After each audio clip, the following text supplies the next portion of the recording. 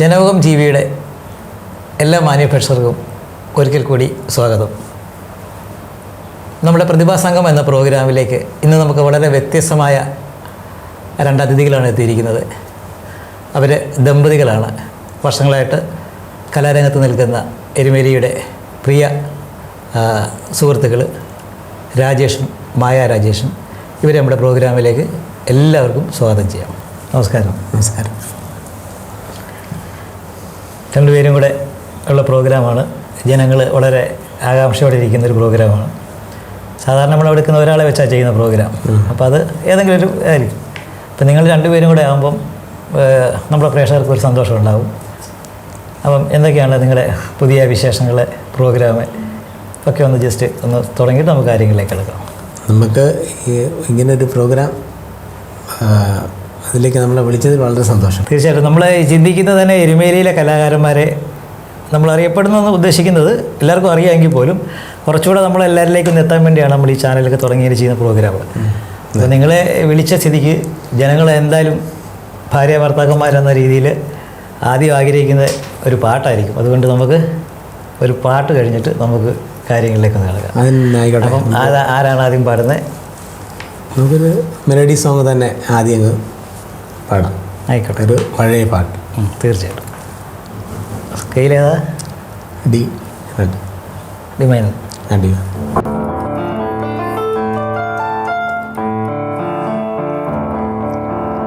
ഓ മൃദുലേ ഹൃദയമുരളിയിലൊഴുകിവാ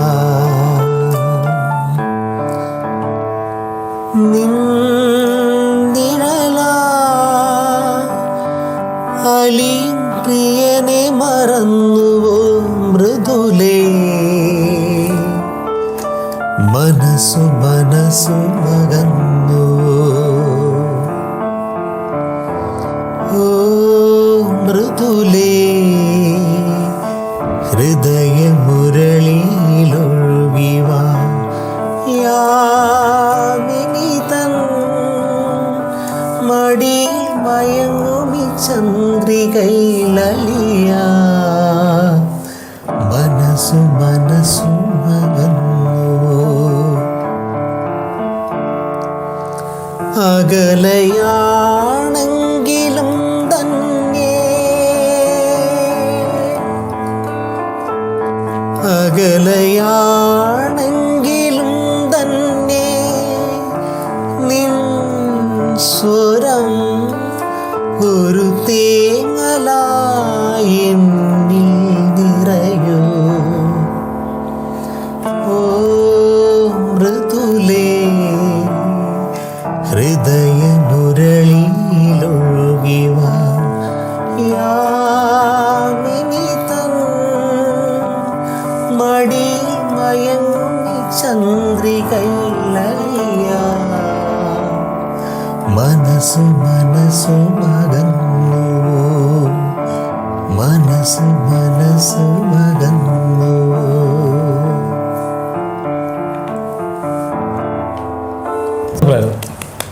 ഈ പഴയ പാട്ടൊക്കെ നമുക്ക് ഒരു വല്ലാത്ത ഫീലിംഗ് ഒക്കെയാണ്.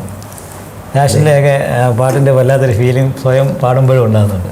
നമ്മൾ ജീവിതത്തിൽ നമ്മൾ ഈ മെലഡി സോങ്ങിനോട് വളരെ താല്പര്യമായിട്ട് ഇങ്ങനെ ഞാൻ കാണുന്നതാണ്. പക്ഷേ ഞാൻ എപ്പോൾ പാടിയാൽ ഞാൻ മെലഡി സോങ് പാടുന്നതിനോടാണ് എനിക്ക് പണ്ടുതൊട്ടേ താല്പര്യം.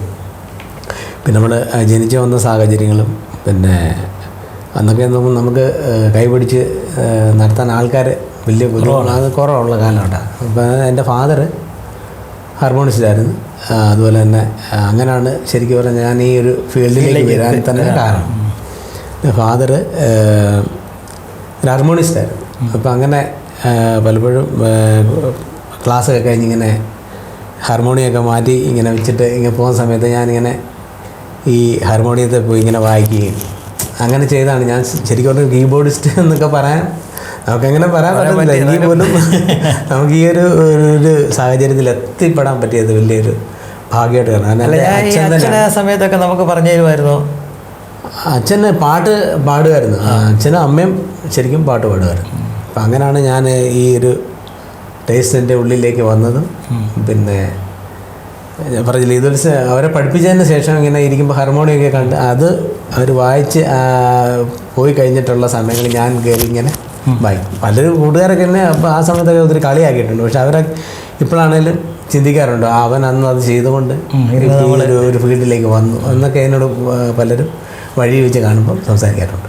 അല്ല ഈ പൊതുവേ ഈ അച്ഛന്മാരൊക്കെ ഇങ്ങനെ ഇതൊക്കെ ചെയ്യുമ്പോഴേ മക്കളെയൊക്കെ പണ്ടുള്ള കാലത്ത് പഠിപ്പിക്കുക ഈ സ്നേഹക്കുറവുകൊണ്ടല്ല, ബാക്കിയുള്ള ശിഷ്യനുകളൊക്കെ വന്ന് പഠിക്കുന്ന സമയങ്ങളിലൊക്കെ അവർക്ക് സമയം കിട്ടത്തില്ല. അപ്പം എന്നെയൊക്കെ ഒരു അവസ്ഥകളും ഇതൊക്കെ ഞാൻ അങ്ങനെ ഫേസ് ചെയ്ത ഒരാളാണ്. അപ്പോൾ വന്നിട്ട് അവർ പോയി കഴിയുമ്പോഴാണ് നമ്മൾ ഇതൊക്കെ എടുത്ത് വെച്ച് ചെയ്യുന്നത്. ശരിയാണ്. അപ്പോൾ അങ്ങനെ വേറെ തരത്തിൽ നമ്മൾ കേട്ടോണ്ടിരിക്കുമ്പോൾ നമ്മൾ പഠിക്കുന്നവരൊപ്പം മറ്റുള്ളവർ പഠിക്കുന്ന നമ്മളോട് പഠിക്കുക. സത്യത്തിൽ നമ്മളറിയാതെ അത് തന്നെയാണ് സംഭവിച്ചത്. കാരണം അവർ പഠിപ്പിച്ചുകൊണ്ടിരുന്ന സമയത്ത് നമ്മളത് കേട്ട് നമ്മുടെ ഉള്ളിലേക്ക് പകർന്ന ഒരു ആ ഒരു ഇതാണ് നമുക്ക് കിട്ടിയത്. അത് വലിയൊരു ഭാഗ്യമായിട്ട് തന്നെയാണ്. പക്ഷെ എൻ്റെ ഗുരു തന്നെയാണ്, എൻ്റെ അച്ഛൻ തന്നെയാണ് എൻ്റെ ഗുരു. ശരി. അതെ. അത് കഴിഞ്ഞിട്ടാണ് അച്ഛൻ എന്നെ രണ്ടാമതൊരു സംഗീതാധ്യാപകനെ വീട്ടിൽ വിളിച്ചു വരുത്തി സംഗീതം കുറച്ച് കാലം പഠിപ്പിക്കും. പക്ഷെ അന്ന് നമുക്ക് താല്പര്യമില്ല.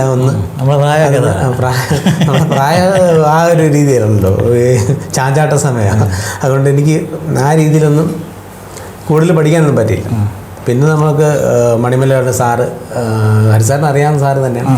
മോഹൻദാസ് സാറിൻ്റെ കൂടെ കുറേ കാലം നമ്മൾ ഒന്നിച്ചുണ്ടായിരുന്നു.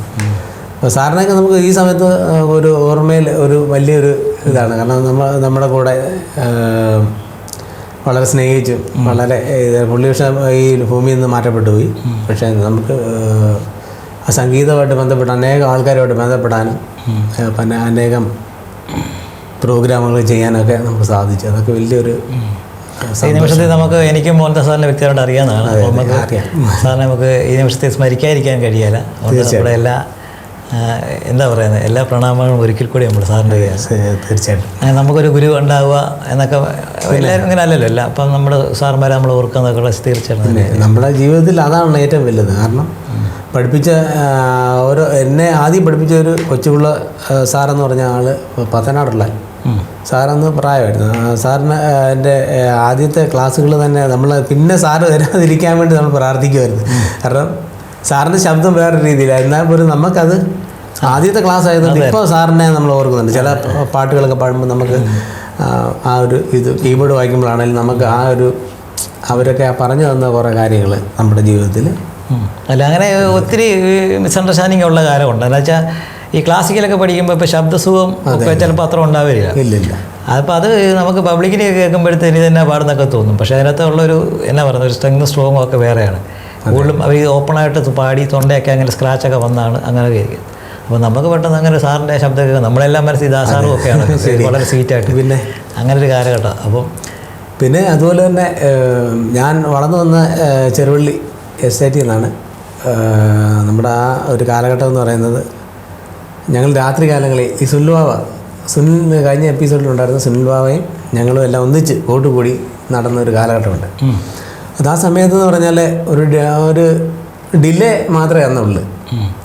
ഇന്നത്തെ പോലെ കരോക്കെയോ അങ്ങനെയുള്ള സംഭവങ്ങളോ എക്കോ സിസ്റ്റം അതല്ല എക്കോ അങ്ങനെ നമ്മൾ പറയുന്നത്. അപ്പോൾ ആ ഒരു കല്യാണ ഫംഗ്ഷൻ കിട്ടാൻ വേണ്ടി നമ്മളിങ്ങനെ ആഗ്രഹിച്ചിരിക്കും. ആ ഒരു സമയത്ത് ഒരു കല്യാണ ഫംഗ്ഷൻ എവിടെയെങ്കിലും വരുവാണെങ്കിൽ നമ്മൾ ഈ ഡിലേ പോയി എടുക്കുക. അന്ന് ഞങ്ങൾ ഈ ഡിലേ വെച്ച് കുറേ പ്രോഗ്രാമുകൾ ചെയ്തിട്ടുണ്ട്. സുനിൽ, ഞാൻ, പിന്നെ നമ്മുടെ ഒരു തബലിസ്റ്റുണ്ട് പ്രസന്ന, പിന്നെ രതീഷ്, അങ്ങനെ സന്തോഷ്, പിന്നെ കുറേ കൂട്ടുകാരുണ്ട്, സരീഷ് മണിമലുള്ള. അങ്ങനെ ഞങ്ങൾ കുറേ കൂട്ടുകാർ ഇതുപോലെ നമ്മുടെ ഈ ജീവിതത്തിൽ അനേക കലാകാരന്മാരെ കണ്ടുമുട്ടാനും അവരുമൊക്കെ നല്ല ബന്ധം സ്ഥാപിക്കാനും ഒക്കെ നമുക്ക് സാധിച്ചു. അത് തന്നെ വലിയൊരു ഭാഗ്യം. പിന്നെ നമ്മുടെ ജീവിതത്തിൽ ഈ സംഗീതം കൊണ്ട് നമുക്കിപ്പം നമ്മളതും ആ സംഗീത ഫീൽഡിൽ വന്നുകൊണ്ട് ഒരു സന്തോഷം നമ്മുടെ ജീവിതത്തിൽ എപ്പോഴും ഭയങ്കര അതുകൊണ്ട് ജീവിക്കാൻ കഴിയുന്നത് പിന്നെ തീർച്ചയായിട്ടും ശരിക്കും പറഞ്ഞാൽ നമ്മൾ ഈ കലാകാരെന്ന് പറയുമ്പം നമ്മൾ ജന്മന കലാകാരായിട്ട് ഒരുപാട് ആൾക്കാരുണ്ട്. അതെ. പക്ഷെ അതുകൊണ്ട് ജീവിക്കാൻ കഴിയുമ്പോഴാണ് ഒരു പൂർണ്ണ കലാകാരനാകുന്നത്. കലാകാരന്മാർ ഇഷ്ടം പോലെ ആൾക്കാരുണ്ട്. അപ്പം ഈ ബൈ ബർത്ത് എല്ലാവരും ഒത്തിരി പേര് പാട്ട് പാടുന്നവരൊക്കെ ഉണ്ട്. അതെ. പക്ഷെ നമുക്കതൊരു തൊഴിലായി മാറി നമ്മളതുകൊണ്ട് ഉപജീവനം ചെയ്യുക എന്ന് പറയുമ്പോൾ നമ്മൾ കുറച്ചുകൂടി അനുഗ്രഹിക്കപ്പെട്ടവരായി മാറുക.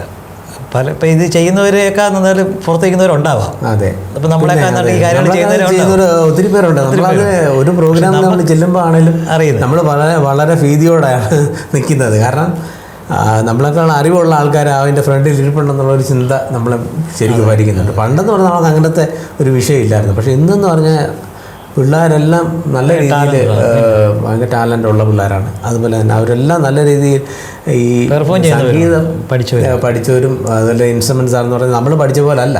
അവരുടെ കാലഘട്ടത്തിൽ ഇപ്പോൾ ഇവർ പഠിച്ചുകൊണ്ടിരിക്കുന്ന കാലഘട്ടത്തിൽ നല്ല രീതിയിലുള്ള സാറുമാരുണ്ട്, പഠിപ്പിക്കാനായതുണ്ട്. അന്നത്തെ കാലത്ത് നമുക്ക് ആൾക്കാരില്ലായിരുന്നു. ഇല്ല, അന്ന് നമുക്ക് പഠിപ്പിക്കാൻ തന്നെ സാമ്പത്തികപരമായിട്ട് ഇനി എവിടെയെങ്കിലും ഉണ്ടെന്ന് പറഞ്ഞാലും പൈസ മുടക്കാൻ കഴിവുണ്ടെങ്കിൽ പറഞ്ഞാലും പഠിപ്പിക്കാൻ ഒരു സാറില്ല.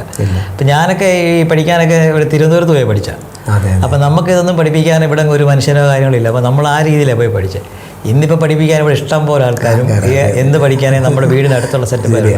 അതനുസരിച്ച് പിള്ളേർക്കൊരു ക്വാളിറ്റി ഉണ്ട്. നമ്മളെ സംബന്ധിച്ച് പറഞ്ഞാൽ അന്നത്തെ പൈസ ഇല്ലായ്മ ഉണ്ടൊരു സത്യം. പൈസ ഇനി ഉണ്ടെങ്കിൽ പോലും നമുക്കിത് പഠിപ്പിക്കാനുള്ള അധ്യാപകരില്ലാത്തൊരു കാലഘട്ടത്തിലായിരുന്നു. ഇപ്പം അതൊക്കെ അങ്ങ് മാറി. അതിന് മായയിലേക്ക് വന്നു കഴിഞ്ഞാൽ, മായ എവിടെയാണ് വീട്? രാജേഷിൻ്റെ ഭാര്യയാണെന്നറിയാം. അപ്പം ബാക്കി ഒന്ന് പരിചയപ്പെടുത്തുകയും ഒക്കെ ചെയ്യുവാണെങ്കിൽ പ്രേക്ഷകർക്ക് വേണ്ടിയിട്ട്. ഞാൻ മുക്കുളറയായിരുന്നു എൻ്റെ ജന്മസ്ഥലം, മുട്ടപ്പള്ളി എന്ന് പറഞ്ഞ സ്ഥലത്ത്. അപ്പം അവിടുന്ന് ഞങ്ങൾ പിന്നെ സ്ഥലമൊക്കെ വിറ്റ് വന്നു. പിന്നെ ഇപ്പോൾ എരുമേലിലാണ് താമസിക്കുന്നത്, കരിങ്കല്ലുംപുഴയിൽ. പിന്നെ പഠിച്ചതൊക്കെ സെൻറ്റ് തോമസിലാണ് പഠിച്ചത്. പിന്നെ 10ാം ക്ലാസ് കഴിഞ്ഞു, 99-ൽ 10ാം ക്ലാസ് കഴിഞ്ഞു. അവിടുന്ന് നേരെ സംഗീതം പഠിക്കാനായിട്ട് അങ്ങനെ നമുക്ക് പരിചയത്തിലുള്ളൊരു ചേച്ചി ഉണ്ടായിരുന്നു അവിടെ പഠിക്കുന്നത്. അപ്പം നമ്മളിപ്പോൾ ചെറുതായിട്ടൊക്കെ പാട്ടൊക്കെ പാടുന്നത് കേൾക്കുമ്പോൾ അവർ പറഞ്ഞു ഇങ്ങനെ അവിടെ കാലമേലൊക്കെ പോയി പഠിച്ചാൽ നല്ലതെന്ന് പറഞ്ഞു. അങ്ങനെ 10ാം ക്ലാസ് കഴിഞ്ഞ ഉടനെ ഞാൻ ഗാനഘോഷത്തിൽ പോയി ജോയിൻ ചെയ്യുമായിരുന്നു. എവിടെയാണ് പഠിച്ചത്? തിരുവനന്തപുരത്ത് സാധനാളിലാണ് പഠിച്ചത്. അവിടുന്ന് കഴിഞ്ഞു, 2002 കഴിഞ്ഞു. അവിടുന്ന് ഇറങ്ങി സ്കൂളിൽ പഠിക്കുന്ന സമയത്തൊന്നും ഞാനൊരു സ്റ്റേജിൽ പോലും 3ാം ക്ലാസ്സിൽ ആദ്യമായിട്ട് സ്റ്റേജിൽ കയറി കണ്ണാടിക്കഴി എന്നുള്ള പാട്ട് ആദ്യം പാടിയത്. പാടി എപ്പോഴും ഓർക്കുന്നു സ്റ്റേജിൽ കയറി. പിന്നെ അത് കഴിഞ്ഞ് പിന്നെ ഹൈസ്കൂളിലോട്ടൊക്കെ വന്ന സമയത്ത് എല്ലാത്തിനും പേര് കൊടുക്കും, പക്ഷെ കറക്റ്റ് സമയമാകുമ്പോൾ ഞാൻ ഒന്നിനും സ്റ്റേജിൽ കയറത്തില്ല. പേടിയാണ്, ഓഡിയൻസിനെ ഫേസ് ചെയ്യാൻ ഭയങ്കര പേടിയായിരുന്നു. ഇപ്പോഴും അങ്ങനെ ഉണ്ട്, ചെറുതായിട്ട് കുറച്ച് ഫസ്റ്റിലത്തെ പാട്ടുകളൊക്കെ പാടുമ്പോൾ നമുക്ക് ചെറിയ പ്രശ്നങ്ങളുണ്ട്, പക്ഷെ ഒത്തിരി മാറിയിട്ടുണ്ട്. പിന്നെ ഇപ്പം അങ്ങനെ കൺഭൂഷണമൊക്കെ കഴിഞ്ഞു. അവിടുന്ന് കഴിഞ്ഞിപ്പം സ്കൂളിൽ ചെറിയ വർക്കുണ്ട്, പിന്നെ ക്ലാസ്സുകൾ അത്യാവശ്യം പോകുന്നുണ്ട്. അങ്ങനെ പോകുന്നു. പിന്നെ ഇടയ്ക്ക് പ്രോഗ്രാം ഞങ്ങൾ രണ്ടുപേരും ഉള്ളതുകൊണ്ട് അങ്ങനെ പ്രോഗ്രാമിന് പോകും. അങ്ങനെ പോകുന്നു ജീവിതം. അപ്പോൾ ഈ പണ്ട് പോലെ നമ്മൾ പാട്ട് പാടുമ്പോഴേ ഈ ആദ്യത്തെ പാട്ട് പാടുമ്പോൾ ഒരു ടെൻഷൻ ഉള്ളതെന്ന് പറഞ്ഞില്ല. അപ്പോൾ നമുക്ക് ഇവിടെ അതുണ്ടാവുമോ എന്ന് നമുക്കൊന്ന് ശ്രമിച്ചു നോക്കാം. അപ്പോൾ ഒരു സ്റ്റേജ് അല്ല, അതുകൊണ്ട് നമുക്ക് ഇവിടെയും ടെൻഷൻ ആണെങ്കിൽ നമുക്ക് വല്ല മരുന്നൊക്കെ വാങ്ങിക്കണം. അതെ, തീർച്ചയായും. ഇത് പ്രേക്ഷകർക്ക് വേണ്ടി ഒരു പാട്ട്. അപ്പോൾ ഏത് പാട്ടാണ്? പഴയ പാട്ടാണ്, തേനും വൈപ്പും എന്നുള്ള പാട്ട്. സീമേനല്ലേ? സീമേനാർ.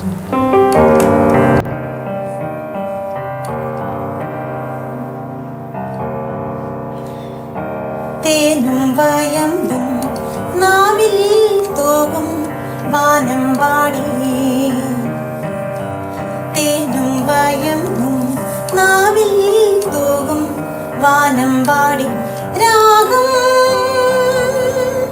ശ്രീരാഗം പാടൂ നീ വീണ്ടും വീണ്ടും വീണ്ടും വീണ്ടും, തേനും വയമ്പും നാവിൽ തോകും വാനം പാടി.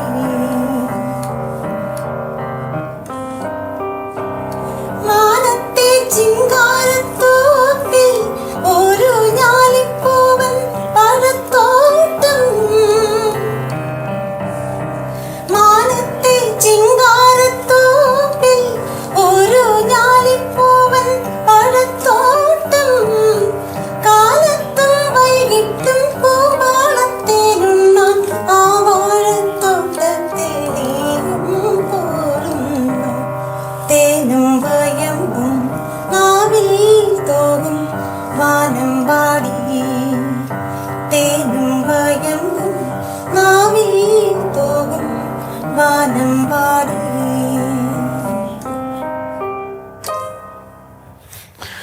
അപ്പോൾ ഇനി വേറെ കാര്യം ചോദിച്ചാൽ, നിങ്ങൾ തമ്മിൽ എങ്ങനെ കണ്ടു, എവിടെ വെച്ച് കണ്ടു, എങ്ങനെയാണ്? അത് ഇതുപോലെ തന്നെ പരിപാടി സംബന്ധമായിട്ടല്ല, എന്താണെങ്കിലും പരിപാടി സംബന്ധമല്ല, സ്വാഭാവികമായിട്ട് പ്രേക്ഷകർക്ക് തോന്നും. എങ്ങനെയാണ്? ഞാൻ കല്യാണം കഴിഞ്ഞ് രാഷന്റെ കൂടെ കൂടിയ പിന്നെ ഞാനിങ്ങനെ പ്രോഗ്രാം പോകാൻ തുടങ്ങിയത്. ശരിക്കും എൻ്റെ ചേട്ടൻ, എൻ്റെ കസിൻ ചേട്ടനുണ്ട്. ചേട്ടൻ്റെ ചർച്ചും ഇവരും ഒരു ചർച്ച. ഇപ്പോഴത്തേക്കും ഞങ്ങളവിടെ ഇങ്ങനെ പ്രോഗ്രാമിന് പോയി. അങ്ങനെ ഞാൻ കീബോർഡ് ഒന്ന് വായിക്കും, പാട്ടൊക്കെ പാടും. അപ്പം അങ്ങനെ വന്നപ്പം മായ ഇതുപോലെ ഇങ്ങനെ മായ എന്ന് പറഞ്ഞൊരു കുട്ടിയുണ്ട്. ഇപ്പം പിന്നെ അവൾ പാട്ടൊക്കെ പഠിച്ചാണ്. അപ്പം നിങ്ങൾ തമ്മിൽ കല്യാണം കഴിച്ചാൽ നല്ലതാണെന്ന് അവരൊരു തീരുമാനമാണ്. അവരും അവരുടെ പിള്ളേരെല്ലാം കൂടെ അവർക്കൊരു താല്പര്യം, ഞങ്ങളെ ചേരും, അവരുടെ മനസ്സിൽ അവരങ്ങ് പ്ലാൻ ചെയ്തു. അപ്പോൾ ഏതൊരു സാഹചര്യങ്ങളിൽ ഞങ്ങളിങ്ങനെ ഇതുപോലെ പിന്നെ ഈ പള്ളിയിലൊരു പ്രോഗ്രാം വന്നപ്പോൾ മായ അവിടെ ഇങ്ങനെ കണ്ടുമുട്ടി ഞങ്ങളങ്ങനെ. അപ്പോൾ അന്ന് നമുക്ക് കണ്ടുമുട്ടുക എന്ന് പറയുമ്പോഴത്തേക്ക് മനസ്സിൽ ഇവർ പറഞ്ഞ് നമുക്ക് അറിയാം, മായെക്കുറിച്ച് അറിയാമെങ്കിലും എൻ്റെ മനസ്സിൽ ടെൻഷനോ ബുദ്ധിമുട്ടോ അത് നമ്മൾ അറിയാമല്ലോ. അങ്ങനത്തെ അവസ്ഥയൊക്കെ ഉണ്ടായിട്ടുണ്ട്. പിന്നെ അതും ഞാൻ കണ്ട് അങ്ങനെ പോയി.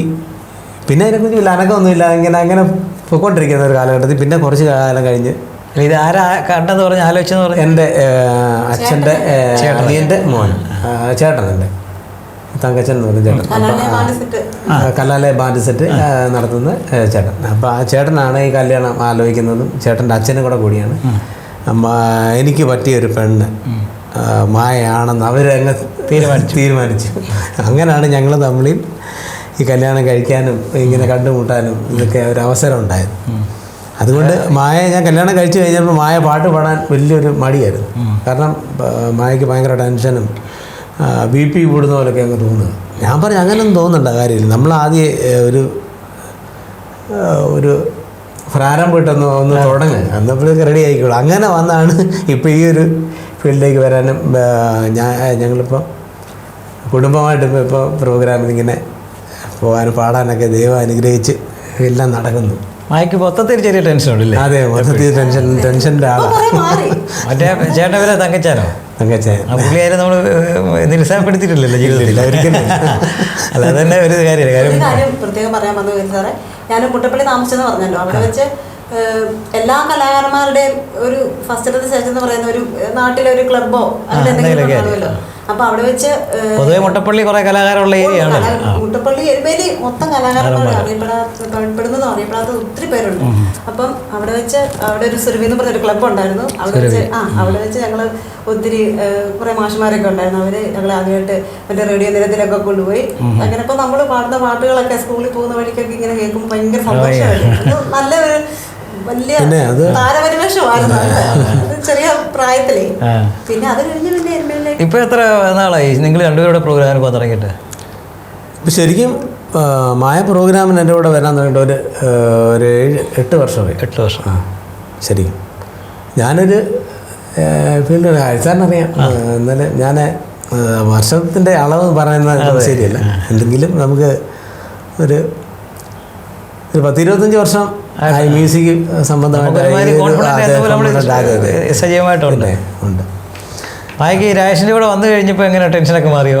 ഇനി മറ്റൊരു കീബോർഡ്സ് ഒന്നും അല്ലല്ലോ, അപ്പൊ നമുക്ക് വേണമെങ്കിൽ പറയുമോ? അതാ ഏറ്റവും വലിയ ടെൻഷൻ. പാടി വരുമ്പോ എന്തെങ്കിലും ഒരു പോരായ്മ, പ്രത്യേകിച്ച് ഇപ്പൊ കുറച്ച് പാട്ടുകൂടെ പാടുന്ന ആളായതുകൊണ്ട് നമ്മൾ എന്തെങ്കിലും ഒരു പാടി വരുമ്പോൾ ചെറിയ എന്തെങ്കിലും സ്വാഭാവികമായിട്ട് ടെൻഷൻ കൊണ്ട് എന്തെങ്കിലും ഒക്കെ ഒരു ഇത് വരും. അപ്പം എന്നെ വഴക്ക് പറയും. അങ്ങനത്തെ ചില ഇതൊക്കെ. അപ്പൊ വേറൊരാളാണെങ്കിൽ അങ്ങനെ ഒന്നും പറയത്തില്ലല്ലോ. അല്ല, നമുക്ക് അതിനുള്ള സ്വാതന്ത്ര്യം ഉണ്ടല്ലോ പറയാൻ.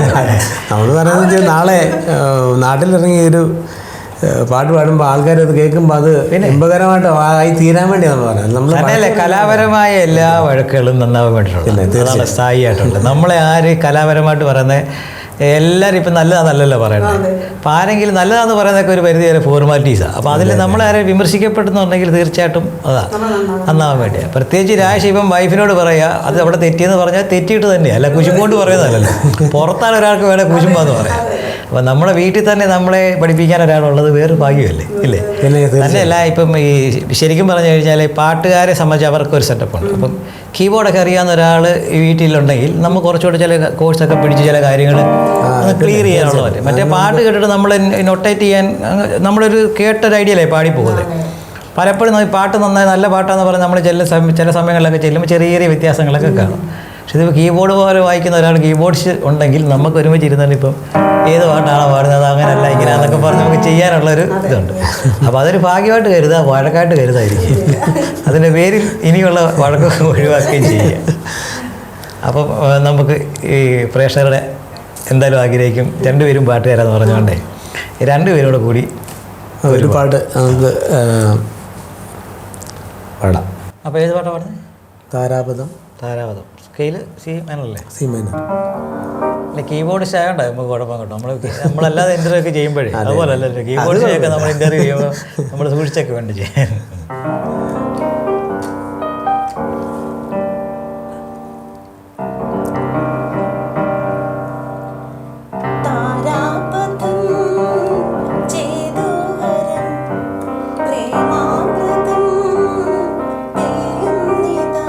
നവമേഘമേ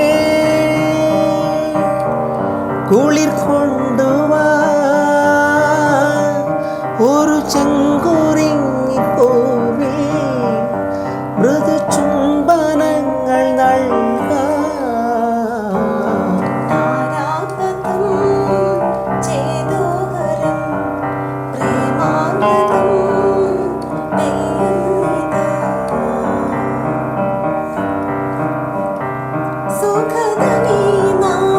La la la la la la. La la la la la la.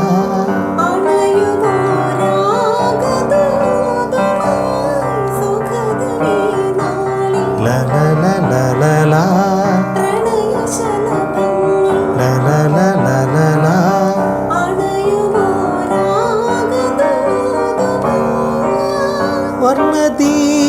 വർണ്ണദീപശോഭയിൽ എന്നെയോർമ്മ പുൽകവേ മണ്ണിലാകെ നിന്റെ മന്ദഹാസം മാത്രം കണ്ടു ഞാൻ.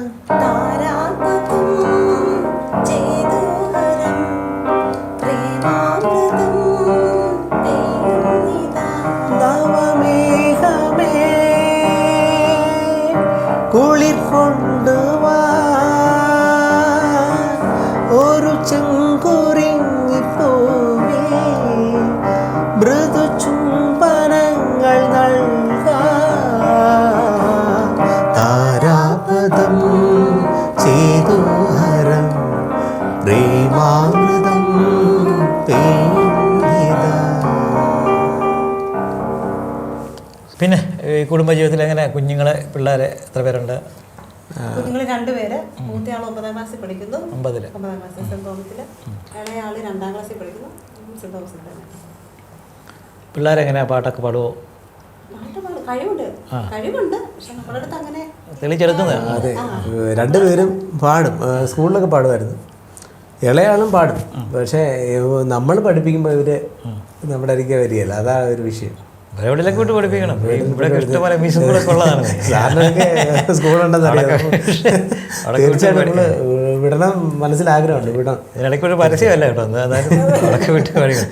അല്ല, പൊതുവേ നമ്മൾ പേരൻസ്, നമ്മൾ നല്ല കഴിഞ്ഞ സംഭവം നമ്മളച്ഛൻ്റെ കാര്യം പറഞ്ഞില്ല എന്ന് പറഞ്ഞാൽ പൊതുവേ പേരൻസ് പിള്ളേരെ പഠിപ്പിച്ചാലിരിക്കുകയാണ്. അപ്പോൾ അത് ഒരു പിള്ളേർക്ക് നമ്മളുള്ള സ്വാതന്ത്ര്യം കൊണ്ട് അവരിയ്ക്കുകയല്ല. അപ്പോൾ ഇങ്ങനെയുള്ള കാര്യങ്ങൾ പ്രത്യേകിച്ച് നമ്മൾ പുറത്ത് ആരെങ്കിലുമൊക്കെ വിട്ട് വേണം പഠിപ്പിക്കാൻ. അവരൊക്കെ വഴക്ക് പറഞ്ഞാലേ പഠിക്കുകയുള്ളൂ. നമ്മൾ വഴക്ക് പറഞ്ഞാലും പഠിക്കാനും. നമ്മൾ എന്ത് ചെയ്താലും അവരതിന് വില കൊള്ളുകയില്ല. നമ്മൾ അച്ഛനല്ലേ തന്നെയല്ല, ഇപ്പോഴത്തെ പിള്ളേർക്ക് ഈ ക്ലാസിക്കലായിട്ടുള്ള അത് പഠിക്കാൻ വലിയ താല്പര്യവും അവരുടെ ഒരു വെസ്റ്റേൺ. അതെ അതെ, ഇപ്പോഴത്തെ മോഡല് മ്യൂസിക് അവരുടെ എല്ലാം മൈൻഡിൽ. അതെ, അത് ശരിയാണ്. ഇപ്പം നമ്മൾ ജീവിച്ചൊരു കാലഘട്ടം അന്നത്തെ ന്യൂ ജനറേഷൻ നമ്മളായിരുന്നു. അതിന് മുന്നേ ഉണ്ടായിരുന്നു. ന്യൂ ജനറേഷൻ എന്നല്ല പറയുന്നത്, എല്ലാ ജനറേഷനിലും അപ് ടു ഡേറ്റ് ഉണ്ട്. അവർക്ക് ആ സമയങ്ങളിലുള്ളതാണ് അവർക്ക് താല്പര്യം. നമ്മുടെയൊക്കെ കാര്യങ്ങളതാണ്. നമ്മളൊക്കെ എപ്പോഴും പറയാറ് നമ്മുടെ 90s പാട്ടുകളൊക്കെ ഭയങ്കരമാണെങ്കിലും ആ സമയത്തെ ന്യൂ ജനറേഷൻ നമ്മളാണ്. അതിന് പുറകെ ഇഷ്ടംപോലെ പാട്ടുണ്ടായിട്ടുണ്ട്. ഇപ്പോൾ ദേവരാമാഷ്, ദക്ഷിണാമൂർ സ്വാമികളൊക്കെ ചെയ്ത 1000 പാട്ടുണ്ട്. അപ്പോഴും നമ്മൾ കൂടുതലും 90s പാട്ട് പറയും. നമ്മുടെ ഒരു ഏജൊക്കെ വെച്ച് നമ്മൾ പറയുന്നതാണ് 90s എന്ന് പറഞ്ഞാൽ പുതിയ പിള്ളേർ അവരുടെ അപ് ടു ഡേഷനിൽ അവർ പറയുള്ളൂ. ഇപ്പോഴത്തെ പാട്ട് ഭയങ്കരമാണ്. എല്ലാ കാലഘട്ടത്തെ എല്ലാ പാട്ടും എല്ലാവരും. ചില പാട്ട്, പഴയ പാട്ട് അവർക്ക് ഇഷ്ടമൊക്കെ. അല്ല, മൊത്തത്തിൽ പഴയ പാട്ടുകൾക്ക് താല്പര്യം നല്ല പറഞ്ഞ്. ഇപ്പം നമ്മൾ ചിലരൊരു മസിൽ പിടുത്തൊക്കെ ഉണ്ടല്ലോ, പണ്ടത്തെ പാട്ട് നല്ല ഇപ്പോഴത്തെ പാട്ടെടുക്കാതെ. അങ്ങനെയല്ല, എല്ലാ കാലഘട്ടത്തും എല്ലാവരും ജീവിച്ചിരിക്കുമ്പം എല്ലാ പാട്ടുകളും നല്ലതാണ്. അപ്പോൾ ഓരോരുത്തരുടെ കാലഘട്ടങ്ങളനുസരിച്ച് അവർക്ക് പാട്ട് താല്പര്യമുണ്ടെന്നുള്ളതേ ഉള്ളൂ. ആ രീതിയിലുള്ള കമ്പോസിങ് ഒക്കെയാണല്ലോ ഇപ്പം നടക്കുന്നത്. ഇപ്പം സിനിമയിലൊക്കെ ഒരു പാട്ടെന്ന് പറയുന്നത് ഇപ്പം ഒന്നാമത് മുഴുവൻ പാട്ടുകളില്ല. അപ്പം അതിനുള്ള ക്ഷമയേ ഉള്ളൂ കാര്യങ്ങൾ. ആൾക്കാരും പിള്ളേരൊക്കെ അങ്ങനെയാണ്. പിന്നെ ട്രൂപ്പുകളിലൊക്കെ സഹകരിക്കാറുണ്ടല്ലോ. ഞാനിപ്പം ആലപ്പുഴ ഡ്രീം വേവ്സ് എന്ന് പറഞ്ഞൊരു ട്രൂപ്പിൽ വർക്ക് ചെയ്യുന്നുണ്ട്. അപ്പം മായയും ഞാൻ അങ്ങനെ വലിയ സജീവമായിട്ട് അങ്ങനെ പോകാറില്ലെങ്കിലും വിളിക്കുന്നത് കൊണ്ടുപോകത്തില്ല അതോ എങ്ങനെയാണ്? അല്ല ഇപ്രാവശ്യം ഇവരുടെ കൂടെ ഉണ്ട്. ആണോ? ആ. കുറച്ച് പ്രോഗ്രാമിന് പോകാൻ അപ്പോൾ ഒത്തിരി വഴക്ക് കേൾക്കേണ്ടി വരുമല്ലോ അല്ലേ? പിന്നെ ഇത് കേരള ബീച്ച് എന്ന് പറഞ്ഞാൽ ഞാൻ ഇവിടെ പോകുന്നതിന് മുമ്പ് കേരള ബീറ്റ്സ് എന്ന് പറഞ്ഞ ഒരു ഗ്രൂപ്പിനകത്തായിരുന്നു. അപ്പോൾ നമുക്കങ്ങനെ ഓർമ്മയിൽ നിൽക്കുന്ന ട്രൂപ്പുകളോ കാര്യങ്ങളോ നമ്മൾ സഹകരിച്ചവരോ അങ്ങനെയൊക്കെയുള്ള പിന്നെ ആദ്യ കാലഘട്ടങ്ങളിൽ പറയാൻ പിന്നെ ഹരിസാറ് തന്നെയാണ് ട്രൂപ്പിൻ്റെ മെയിൻ. അത് ഇപ്പം ഈ ട്രൂപ്പ് വരുന്നതിന് മുമ്പ് ഞങ്ങൾ എല്ലാവരും കൂടെ സർഗശ്രീ എന്ന് പറഞ്ഞ ട്രൂപ്പിൻ്റെ ഒരു ഇതിൽ നമ്മൾ എത്രയോ പ്രോഗ്രാമുകൾ ചെയ്ത് അത് നമ്മുടെ ഗാനമേള ഫീൽഡിൽ ഫസ്റ്റ് ഇത് അറ്റംപ്റ്റ് അതായിരുന്നു.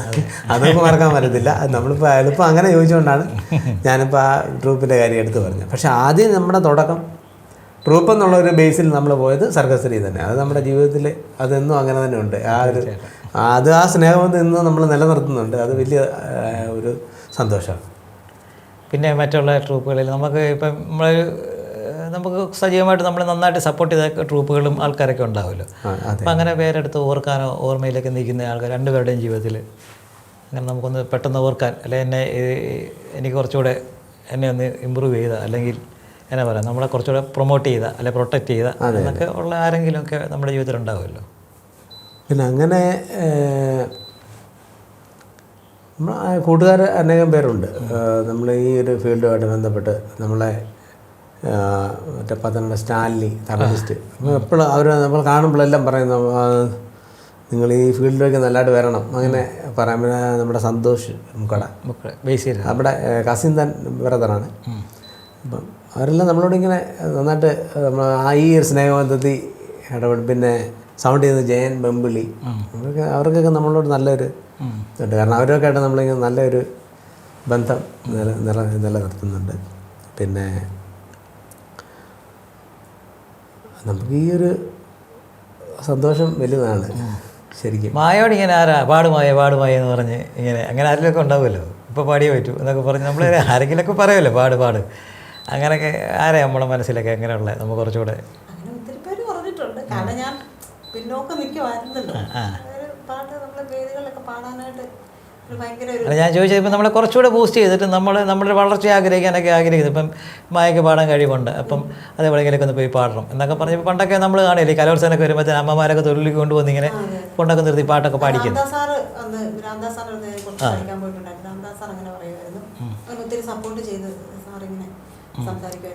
സാറിപ്പോൾ ഇല്ല, സാറ് മരിച്ചുപോയി. പഠിക്കുമ്പോഴാണെങ്കിൽ തന്നെയും ചെല്ലുന്ന സമയത്തൊക്കെ നമുക്ക് ഭയങ്കര ഒരു പേടിയോടെയാണല്ലോ എല്ലാവരും ഒരു ഇത് ഇങ്ങനെ സാർമാരൊക്കെ വരുമ്പോഴും അങ്ങനെ വലിയ ഒത്തിരി പ്രഗത്ഭരായിട്ടുള്ള അധ്യാപകരുടെ കീഴിൽ പഠിക്കാൻ പറ്റും. അത് തന്നെ വലിയ കാര്യമായിട്ട് വലിയൊരു അനുഗ്രഹമായിട്ട് ഞാൻ കരുതുക. പിന്നെ അവിടെ നമ്മൾ കോളേജ് ഹോസ്റ്റലിൽ അയക്കുന്ന സമയത്ത് നമുക്ക് അടുത്ത തിരുവനന്തപുരം ആണല്ലോ. അപ്പോൾ ഒത്തിരി റെക്കോർഡിങ് കാര്യങ്ങളൊക്കെ വരുമ്പോൾ നമുക്ക് ഒത്തിരി ഈ കോളേജ് ഹോസ്റ്റലിൽ നിന്ന് പിള്ളേരെ പെട്ടെന്ന് ഈ കോറസ് പാടാനൊക്കെ കിട്ടും, വിളിക്കും. അപ്പോൾ ഞങ്ങളവിടെ വിളിക്കുന്ന സമയത്തൊക്കെ ഞങ്ങൾ പോകും. അങ്ങനെ ഒരു കുറേ ജിസ്റ്റുമാർ സാറിന് സുധീർ അവർക്കെല്ലാവർക്കും വേണ്ടി കോറസ് കുറേ പേർക്ക് വേണ്ടി കോറസൊക്കെ പാടാൻ അതിൻ്റെ എന്നെ സംബന്ധിച്ച് വലിയ ഒരു അനുഗ്രഹമായിട്ട് ഞാൻ കാണുന്നതെല്ലാം അങ്ങനത്തെ കാര്യങ്ങളൊക്കെ. കോളേജിൽ പഠിച്ചിരുന്ന സമയത്ത് അവിടുത്തെ സാറന്മാരാരെ ഓർക്കുന്നുണ്ടോ നിങ്ങളുടെ? തീർച്ചയായിട്ടും ആലപ്പുഴ ശ്രീകുമാർ സാർ മരിച്ചുപോയി. ശ്രീകുമാർ സാർ മരിച്ചുപോയി. എന്നെ എരുമേലി നടന്നതിനെ വിളിക്കും. നമ്മൾ എരുമേലി വരുന്നതെന്നൊക്കെ അറിയാവുന്നതുകൊണ്ട്. പിന്നെ ധർമ്മജൻ സാർ, ആയാമ്പുടി മണിസാറ്, സാർമാരെല്ലാം നല്ലൊരു എന്താ പറയുന്നത് നല്ലൊരു അവരെ കാണാൻ പറ്റിയത് തന്നെ എന്നെ സംബന്ധിച്ച് നമ്മൾ ഇവിടെ നിന്നൊക്കെ പഠിക്കാൻ ചെല്ലുന്നുണ്ട്. അവരെയൊക്കെ കാണാൻ പറ്റിയത് തന്നെ വലിയൊരു അനുഗ്രഹമായിട്ട് ഞാൻ കരുതുന്നു.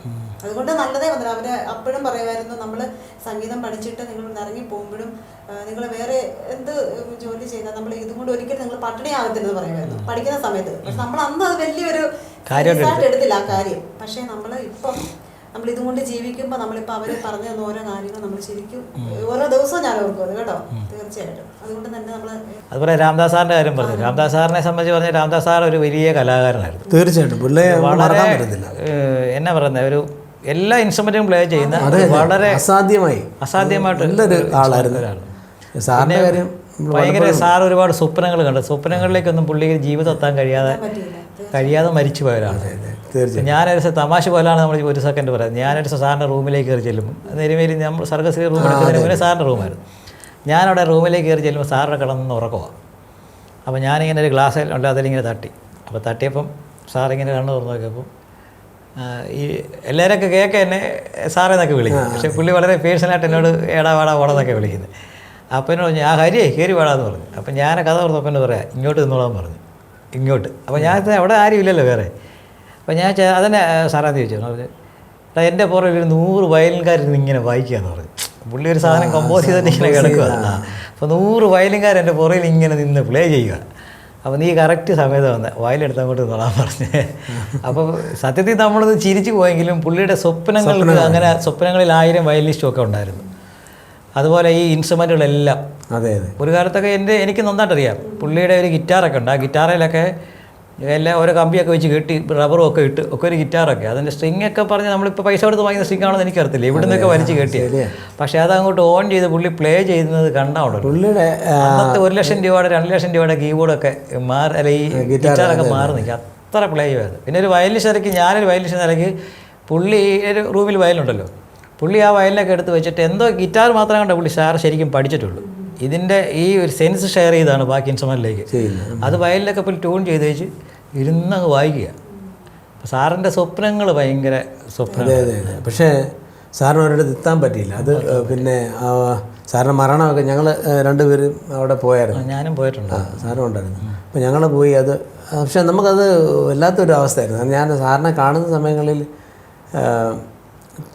നമ്മൾ കാണരുതാത്ത രീതിയിലുള്ള ഈ ഒരു സ്ഥലങ്ങളിലൊക്കെ സാർ വേറൊരു ഈ മ്യൂസിക് ഫീൽഡുമായിട്ട് ബന്ധപ്പെട്ട് നിൽക്കുന്ന ആളല്ലേ. അപ്പം സാറിനെ ഞാൻ ഈ അമ്പലപ്പറമ്പുകളിലല്ലാതെ ഈ ഫോട്ടോസ് വിറ്റ് നിൽക്കുന്ന ഒരാളായിട്ട് കാണേണ്ട ഒരു അവസ്ഥ വന്നപ്പോൾ എനിക്ക് മാനസികമായിട്ട് ഭയങ്കര ബുദ്ധിമുട്ടായി. കാരണം ഒരു കലാകാരൻ, അസാധ്യ കലാകാരൻ അല്ല, എനിക്കുണ്ട് അങ്ങനെ ഒരാൾ എന്ന് പറയുന്നത്. നമുക്ക് ഒരിക്കലും അങ്ങനെ ഒരു സ്റ്റേജിൽ നിൽക്കുന്ന അല്ലെ ആ ഒരു അവസ്ഥ നിൽക്കുന്ന കാണുമ്പോൾ മാനസികമായിട്ട് ഭയങ്കര ബുദ്ധിമുട്ടുണ്ടായി. അതേ ഉള്ളൊരു സാറിനെ കുറിച്ച് നമുക്ക് അങ്ങനെ ഒരു ഇത് തോന്നി.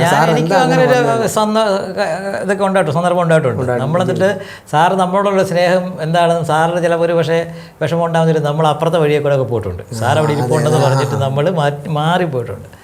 സാറിനെ സംബന്ധിച്ച് പറഞ്ഞാൽ സാറിന് പറ്റിപ്പോയൊരു കുഴപ്പം എൻ്റെ ഒരു എക്സ്പീരിയൻസ് വെച്ചാൽ ഒരു മൾട്ടി ടാലൻ്റ് ആയിരുന്നു. അതായത് ഏതെങ്കിലും ഒരു ഇൻസ്ട്രുമെൻറ്റിലേക്ക് കോൺസെൻട്രേറ്റ് ചെയ്യാനോ ഏതെങ്കിലും ഒരു കാര്യങ്ങളിലേക്ക് എടുക്കാനോ പറ്റിയില്ല. കീബോർഡൊക്കെ അസാധ്യമായിട്ട് വായിക്കും. പിന്നെ അത് പറയാതിരിക്കാൻ പറ്റില്ല. പണ്ട് ഈ മലർക്കൊടി പോലെ നല്ല പാട്ടൊക്കെ സാറ് ഞങ്ങൾക്ക് പറഞ്ഞ് പുള്ളി പറഞ്ഞു തരും. അപ്പം നമ്മളതൊക്കെ എടുത്ത് പോയി ഇങ്ങനെ വേണ്ടൊക്കെ നോക്കാൻ പുള്ളി എവിടെ നിന്നുകൊണ്ട് ഇങ്ങനെ നോട്ടേഷൊക്കെ ഇങ്ങനെ പറഞ്ഞു തരും. അപ്പോൾ അത്ര ടാലൻ്റ് ആയിരുന്നു കൃത്യമായ കാര്യങ്ങളെല്ലാം ചെയ്യുന്നത്. പക്ഷേ നമുക്ക് സാറിൻ്റെ കാര്യത്തിലും ചെറിയ വിഷമങ്ങളുണ്ട്. ഇന്നിപ്പം നമ്മൾ ഗുരുക്കന്മാരെ ഓർക്കുന്ന കൂട്ടത്തിൽ അവരെല്ലാം ഓർക്കുന്ന കൂട്ടത്തിൽ നമുക്ക് അവരെ പറഞ്ഞില്ലെങ്കിൽ നമ്മുടെ ഈ ഒരു അതെ തന്നെ മുമ്പ് ഞാൻ പറഞ്ഞ പോലെ നമ്മളിതുകൊണ്ട് ജീവിക്കുന്ന നിലയ്ക്ക് നമുക്ക് തീർച്ചയായും അവരെ ഓർക്കാതിരിക്കാൻ പറ്റിയല്ല. അപ്പം നമുക്ക് വേറൊരു ജോലി ചെയ്തുകൊണ്ട് നമ്മൾ അത്യാവശ്യം പാടാനൊക്കെ പോകുന്നതാണെങ്കിൽ നമ്മൾക്ക് കുഴപ്പമില്ല. നമ്മളിതുകൊണ്ട് പൂർണ്ണമായിട്ട് ജീവിക്കുമ്പം നമുക്ക് തീർച്ചയായിട്ടും നമുക്കൊരു ആത്മസമർപ്പണം എന്ന് പറഞ്ഞ സംതൃപ്തിയുണ്ട്. അങ്ങനെയാണ് പോകുന്നത്. അപ്പോൾ പിന്നെ ഏതൊക്കെ ട്രൂപ്പുകളിലൊക്കെ വേറെ ഇപ്പം ഈ ഡ്രീം ബേഡ്സ് ഇല്ലേ? Dream waves Alappuzha. ഈ പ്രാവശ്യം ഓണ സീസണിലെ മായം കൂടെ ഞാൻ കൊണ്ടുവന്നിട്ടുണ്ട്. കാരണം അവിടെ നമുക്ക് ചെറിയൊരു സാങ്കേതിക ബുദ്ധിമുട്ട് വന്നതുകൊണ്ടാണ് മായം കൂടെ ഇപ്പോൾ ഈ തൽക്കാലം കൊണ്ടുവന്നത്. അനുഭവമായ ഇവിടെ ഉള്ള ട്രൂപ്പിൽ തന്നെ നമ്മുടെ മിനിതൊക്കെ നടത്തുന്ന ഒരു ട്രൂപ്പുണ്ട്, കേരള ബീറ്റ്സ് എന്നുണ്ട്. ഇപ്പോൾ അതിൽ ഉണ്ടായിരുന്നു കുറേ പ്രോഗ്രാമുകളൊക്കെ കഴിഞ്ഞ സീസണിൽ ചെയ്തു. അങ്ങനെ ഇപ്പം ഈ വർഷം നല്ലൊരു ജീവിതം, കലാപരമായ ജീവിതവും നന്നായിട്ടുണ്ടാവട്ടെ. പിന്നെ മായ പിന്നെ ക്ലാസ്സൊക്കെ എടുക്കുന്നുണ്ടല്ലോ അല്ലേ? ട്യൂഷനൊക്കെ എടുക്കുന്നുണ്ട്, സ്കൂളുകളിലൊക്കെ പഠിപ്പിക്കുന്നു. എങ്ങനെയൊക്കെ പോകും സ്കൂളിലെ പഠനങ്ങളൊക്കെ എങ്ങനെയാണ്? നല്ല കഴിവുള്ള പിള്ളേരാണ്. ഇപ്പം കൊച്ചു പിള്ളേരൊക്കെ ആണെങ്കിലും നല്ല നല്ല കഴിവുള്ള കുട്ടികളാണ്. അപ്പോൾ അവരെയൊക്കെ പഠിപ്പിക്കാനും നമുക്ക് കുറച്ച് എളുപ്പമാണ്. പിന്നെ ഇപ്പം എല്ലാവരും കൂടെ ആകുമ്പോഴത്തേക്കും ആനിവേഴ്സറി ഒക്കെ ആകുമ്പോഴത്തേക്കും അവരെയൊക്കെ നല്ല രീതിയിലൊന്ന് കൊണ്ടുപോകണം. അപ്പോൾ എല്ലാ കാര്യങ്ങളും ജീവിതത്തിലെ ആഗ്രഹങ്ങളെല്ലാം നിറവേറ്റട്ടെ, നന്നായിട്ട് വരട്ടെ എന്ന് പറയുന്നു. അതുകൊണ്ട് നമുക്ക് ഒരു പാട്ടും കൂടെ. നീ മുകിലോ പുതുമഴമണിയോ തൂവയിലോ ഇരുളല നിഴലോ അറിയില്ലെന്നു നീ എന്ന ചാരുത അറിയാമെന്നിതാണെൻ്റെ ചേതന ഉയിരിൽ നിറയും അതിശയകര ഭാവം നീ മുകിലോ പുതുമഴമണിയോ തൂവയിലോ ഇരുളല നിഴലോ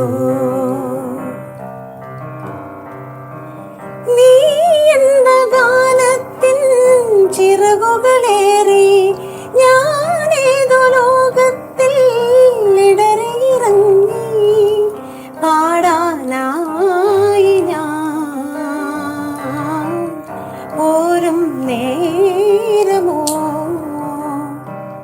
ശ്രുതിയറിയുകയില്ല രാഗം താളം പോലും നീ മുകിലോ പുതുമഴമണിയോ തൂവയിലോ ഇരുളല നിഴലോ. അപ്പോൾ വളരെ സന്തോഷം രണ്ടുപേരും ഈ ജനമകൻ ടി വിയുടെ പ്രോഗ്രാമിലേക്ക് പങ്കെടുക്കാനായിട്ട് വിളിച്ചപ്പോൾ ക്ഷണിച്ചപ്പോൾ തന്നെ എത്തി നിങ്ങൾക്ക് രണ്ടുപേർക്കും ഞങ്ങളുടെ എല്ലാ ആൾക്കാരുടെയും നന്ദിയും കടപ്പാടുകളും അറിയിക്കുകയാണ്. ഒപ്പം സംഗീത ജീവിതത്തിലെ കലാജീവിതത്തിലെ എല്ലാ ഉയർച്ചകളും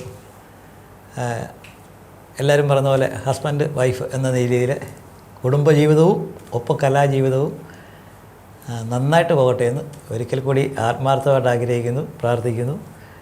വലിയ നിലയിലെത്തട്ടെ എന്ന് ആശംസിക്കുന്നു. അതിനുള്ള ടാലൻറ്റ് രണ്ടുപേർക്കും ഉണ്ട്. അത് നമ്മുടെ ജീവിതം ആ രീതിയിലേക്ക് മെച്ചപ്പെട്ട് കഴിഞ്ഞാൽ നമ്മൾ കൃത്യമായിട്ട് എത്തേണ്ട സ്ഥലങ്ങളിലൊക്കെ എത്തും. തീർച്ചയായിട്ടും അവിടെ എത്തുമെന്ന് വിശ്വസിക്കുന്നു, പ്രാർത്ഥിക്കുന്നു. ഒരിക്കൽ കൂടി ജനമകൻ ടി വിയുടെ എല്ലാവരുടെയും നന്ദിയും കടപ്പാടും ഞാൻ അറിയിക്കുന്നു. கண்மணி அன்போடு காதலன் நான் எழுதும் கடிதமே பொன்மணி உன் வீட்டில் சௌக்கியமா நான் இங்கு சௌக்கியமே உன்னை என்னை பார்க்கை கவிதை கொட்டுது இந்த கவிதை நினைக்கை வார்த்தை முட்டுது ஓஹோ கண்மணி அன்போடு காதலன் நான் எழுது கடிதமே மணி உன் வீட்டில் சௌக்கியமா நான் இங்கு சௌக்கியமே உண்டான காயமெங்கும் தன்னாலே மாறி போன மாயம் என்ன பொன்மானே பொன்மானே எந்தன் காதல் என்னவென்று சொல்லாமல் ஏங்க ஏங்க அழகை வந்தது எந்தன் சோகம் உன்னை தாங்கும் என்றென்றும் போது வந்து அழகே நின்றது மனிதர் உணர்ந்து கொள்ள இது மனித காதல் அல்ல அதையும் தாண்டி புனிதமானது நாட்டும் சாமி நான் எழுதும் அபிராமியே தாலாட்டும் சாமியே நானும் தெரியுமா லாலி லாலியே லாலி லாலியே அபிராமி லாலியே லாலி லாலியே ஓஹோ கண்மணி அன்போடு காதலன் நான் எழுதும் கடிதமே பொன்மணி உன் வீட்டில் சௌக்கியமா நான் இங்கு சௌக்கியமே என்னை பார்க்கையில் கவிதை கொட்டது அதை எழுது நினைக்கையில் வார்த்தை முட்டது ஓஹோ கண்மணி அன்போடு காதலன் நான் எழுதும் கடிதமே பொன்மணி உன் வீட்டில் சௌக்கியமா நான் இங்கு சௌக்கியமே